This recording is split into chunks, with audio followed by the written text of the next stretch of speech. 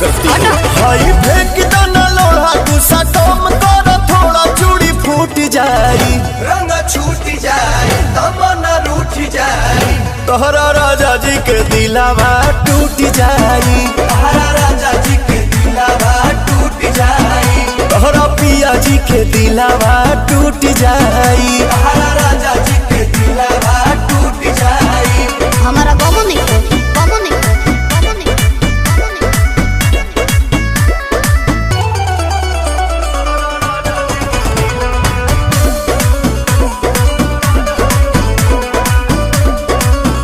खिसियालू कहे रिसियालू कहे गरम आलू तो फेंक देलू आलू कहे दारू चालू तो बोलो ना जानू कहे हमसे भइल बटे भाजी धोखा एही आलू के मिस देब चोखा बुझाई